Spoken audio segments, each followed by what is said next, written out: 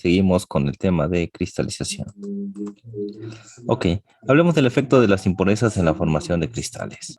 Las impurezas solubles pueden quedar absorbidas en la superficie de los sitios de nucleación de los núcleos o cristales y dificultar la tasa de nucleación y el crecimiento de los cristales. La forma del cristal puede modificarse ya que la absorción de impurezas puede ocurrir preferentemente en una cara en particular. Las impurezas pueden disminuir la velocidad de crecimiento de los cristales.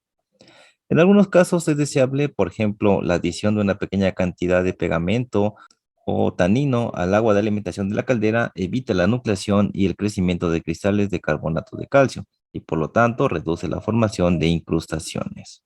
Hablemos de la clasificación de los cristalizadores. Los cristalizadores se pueden clasificar según el modo de funcionamiento. Estos pueden funcionar por lotes o de forma continua, o sea, en batch o de forma continua. Tenemos el cristalizador por lotes, que es un cristalizador de tanque de agitación. Y también tenemos el cristalizador en continuo, que son cristalizadores tipo Swenson-Walter. Los cristalizadores también pueden clasificarse según el método por el cual se logra la sobresaturación.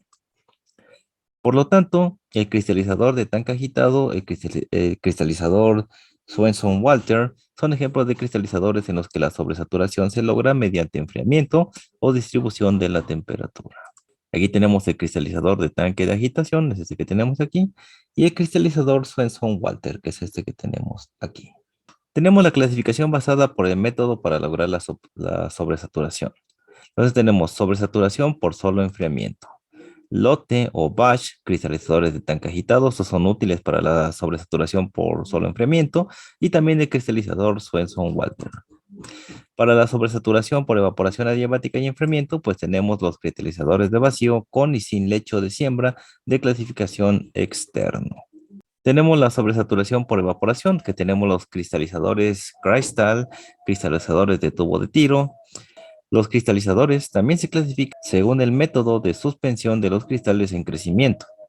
Cuando la suspensión se agita en un tanque donde la suspensión circula a través de un intercambiador de calor, por ejemplo, cristalizador de vacío y cristalizador Oslo, donde la suspensión circula a través de un intercambiador de superficie rascada. Hablemos de los balances de materia con respecto al cristalizador, que es lo que nos importa para esta parte del curso.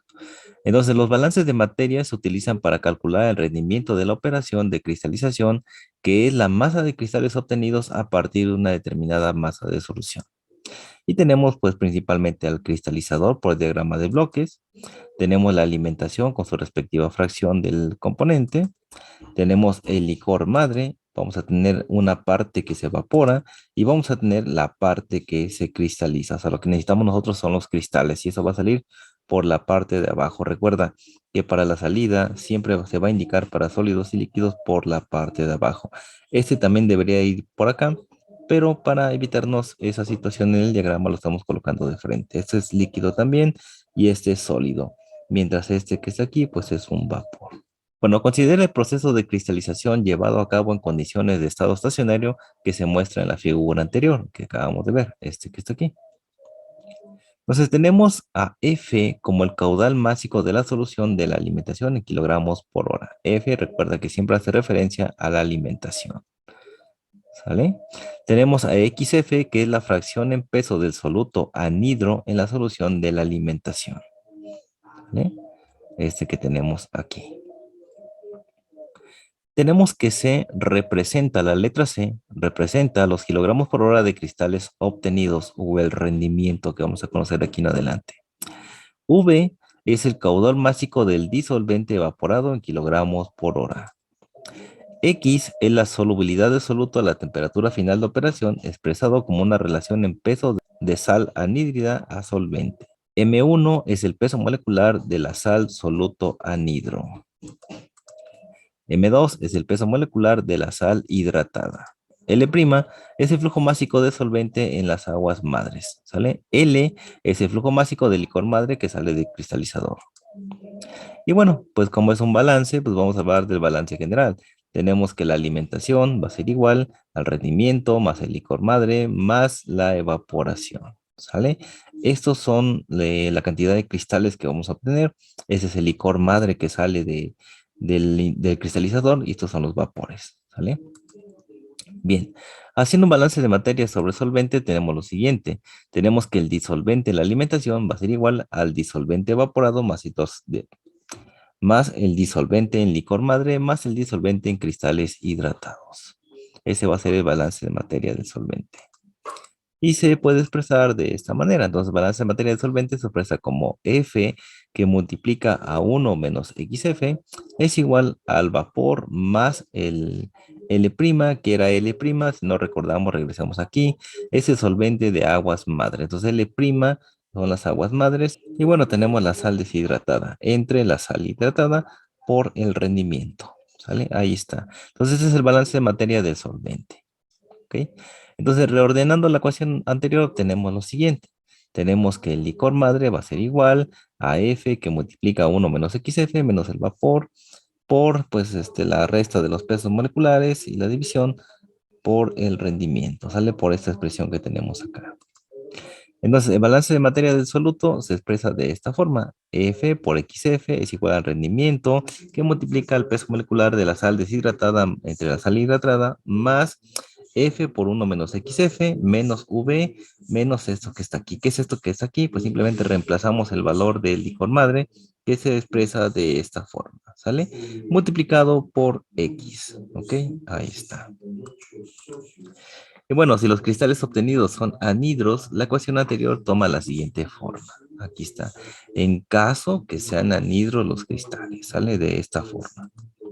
Entonces, si no se produce evaporación ni las sales anhídridas cristalizan, entonces tenemos la siguiente expresión. El vapor va a ser cero.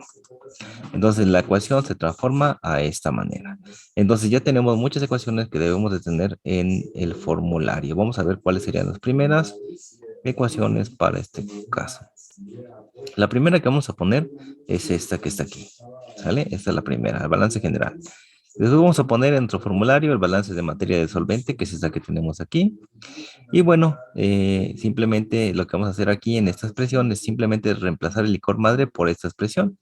Entonces la expresión del balance de materia del soluto quedaría como esta expresión que tenemos aquí. Entonces esta al formulario, esta que está aquí, junto con esta que está acá. Estas dos al formulario, esta y esta que está aquí, porque son ecuaciones que vamos a estar ocupando más adelante. Y bueno, ya aquí, con algunas excepciones, pues esta ecuación va a cambiar a esta forma. Entonces podemos poner en el formulario que son cristales obtenidos que son de esta forma, ¿sale? Si los cristales son anhidros, ¿sale? Usamos esta ecuación. Y si no hay evaporación, vamos a usar esta ecuación que está aquí. Entonces, esta ecuación y esta ecuación también deberían ir al formulario.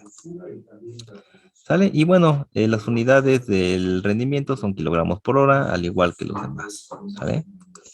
Entonces, el rendimiento del proceso se expresa de la siguiente forma. Rendimiento de los cristales es igual a la cantidad de soluto cristalizado entre la cantidad de soluto en la solución de alimentación multiplicado por 100. Eso es el rendimiento. Entonces, hablando de los balances de energía, ¿no? Los cálculos del balance de energía son necesarios en el proceso de cristalización para determinar los requisitos de enfriamiento o para determinar las condiciones finales. En estos cálculos, el calor de cristalización es importante y el calor latente que se desarrolla cuando se forman cristales a partir de una solución. Normalmente, el proceso de cristalización es exotérmico y el calor de cristalización varía con la temperatura y la concentración. Los calores de cristalización no están disponibles, pero los datos de calor de solución están disponibles en la literatura. ¿Sale? El proceso de cristalización es el inverso de la disolución.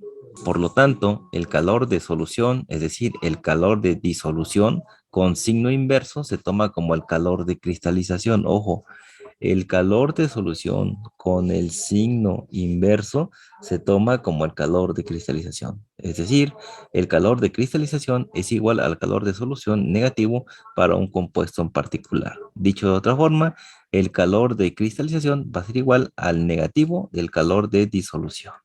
¿Vale? Ahí va a estar. Entonces, en el caso de cristalizador de enfriamiento, sin evaporación de solvente, el balance de energía es el siguiente. Calor total a eliminar del sistema es igual al calor que se eliminará de la solución de alimentación en el rango de enfriamiento dado, más el calor de cristalización. Y bueno, esto se expresa de esta manera. El calor es igual a la alimentación por el Cp de la alimentación que multiplica la temperatura en el punto 1 menos la temperatura en el punto 2 más el rendimiento multiplicado por el calor latente. Esta es la expresión para esta situación. Y bueno, F, la tasa de alimentación en kilogramos por hora o simplemente kilogramos.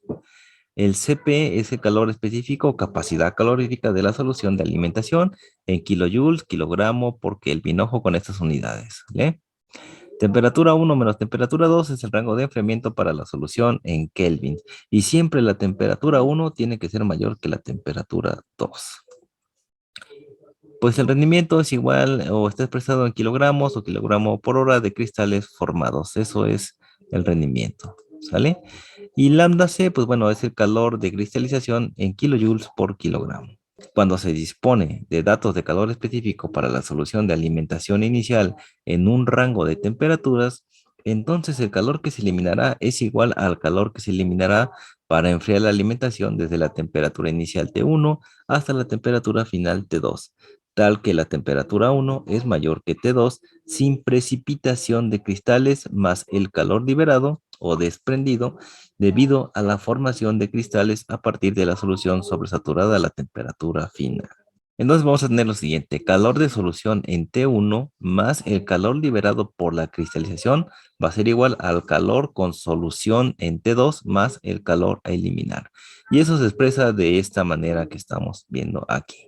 Tenemos el calor con solución en T1 más el calor por cristalización es igual al calor con solución en T2 más el calor a eliminar. Ahí está. Todo esto se representa con esta expresión. Y sabemos que podemos hacer un despeje para llegar a estas expresiones que tenemos aquí. El calor es igual a la alimentación por el CP por T1 menos la alimentación por el CP por T2 más el rendimiento por el calor latente. Y esto es igual a la alimentación. O sea, si te das cuenta, esto y esto son exactamente lo mismo. Lo podemos juntar con una expresión como es delta T. Entonces simplemente el calor va a ser igual a la limitación por el CP, por el delta T, más el rendimiento por el calor latente. Ahí está. Entonces, válido para cristalización solo por enfriamiento sin evaporación. Para eso es válida esta ecuación que tenemos aquí. Entonces, ahora en este caso, con la evaporación del solvente durante el enfriamiento, el balance de energía es el siguiente. Calor neto a eliminar del sistema es igual al calor que se eliminará de la solución de alimentación en el rango de enfriamiento dado, más el calor de cristalización menos el calor asociado con el solvente evaporado. Y eso se expresa de esta manera. ¿Sí? Aquí tenemos el calor a eliminar, aquí tenemos el calor que se eliminará de la solución de alimentación, el calor de cristalización, que es este que está aquí, y el calor asociado con el solvente evaporar, este que está aquí. ¿Vale? Ahí está la expresión para este caso. Y bueno, M pues es el flujo másico del disolvente evaporado. Este es el calor latente de vaporización del disolvente en kilojoules por kilogramo. Y en la mayoría de los casos, el agua es el disolvente. Sale, ojo con esto. En la mayoría de los casos siempre va a ser agua el disolvente. Entonces, el calor que debe eliminarse de un recipiente para enfriarlo inicialmente en T1 a T2 también puede considerarse en la ecuación anterior. Pero es pequeño en comparación con los otros términos. MCP delta T. Esto ya lo conocemos, esto es el calor. ¿Sale?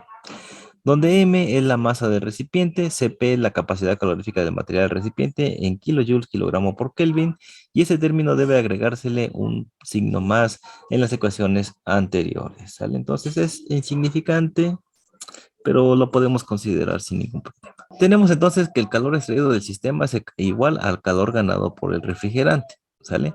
Y en este caso tenemos aquí al coeficiente universal de transferencia de calor por el área, por la temperatura media logarítmica. Y esto va a ser igual al flujo másico por el Cp por el delta T, ¿sale? O simplemente eso es igual al calor, ¿sale? El calor ganado por el refrigerante. U es el coeficiente global de transferencia de calor, te lo mencionaba hace un momento, en kilojoules metro cuadrado por Kelvin. A es el área de superficie de transferencia de calor en metros cuadrados. Y esta es la temperatura media logarítmica expresada en kelvins. Y este es el caudal de enfriamiento en kilogramos por hora. La C viene de cooler, por eso es que ponen C de enfriamiento, pero tú puedes ponerle alguna otra letra que identifique el enfriamiento o dejarle C que viene de cooler, sin ningún problema. T pequeñita, T sub 2 es la temperatura de salida del refrigerante, ¿vale? Y bueno, T1 es la temperatura de entrada del refrigerante, lógicamente, ¿sale? Siempre van a ser las temperaturas de enfriamiento, esas que van de este lado. Si estamos hablando de los fluidos fríos o de enfriamiento, estas son la temperatura de entrada y de salida del sistema de enfriamiento. Cp es la capacidad calorífica del refrigerante o la sustancia de enfriamiento en kilojoules por kilogramo por Kelvin. Y bueno, suponiendo que la temperatura media logarítmica se encuentra a contracorriente, tenemos lo siguiente. El delta T1 va a ser igual a la temperatura 1 menos la temperatura 2. O sea, la temperatura de entrada del fluido caliente menos la temperatura de salida del fluido frío. Eso va a ser el delta T1. Para el delta T2 va a ser la temperatura de salida del fluido caliente menos la temperatura de entrada del fluido frío. Así es como funciona para el caso de que esté funcionando a contracorriente, ¿vale? Y bueno, para calcular la temperatura media logarítmica, la expresión es delta T1 menos delta T2 entre el logaritmo natural de delta T1 entre delta T2. Una vez que obtengamos estos resultados, simplemente los sustituimos en la ecuación y damos el resultado. Recuerda que el resultado debe de estar en kelvins. Entonces, utilizando las ecuaciones anteriores, se puede calcular el caudal de refrigerante o el caudal de enfriamiento requerido si se proporcionan las temperaturas del refrigerante o del enfriador a la superficie de transferencia de calor requerida cuando se proporcionan los otros parámetros. Y bueno, es todo por este video. Espero que te haya gustado. Espero que tengas al alcance las ecuaciones que te acabo de mostrar en este video. Recopilemos, pongamos en nuestro formulario todo lo que te pedí y la próxima clase estaremos revisando algunos ejemplos. Muchas gracias por quedarte a ver este video. Nos estamos viendo en el próximo. Bye bye, chavos.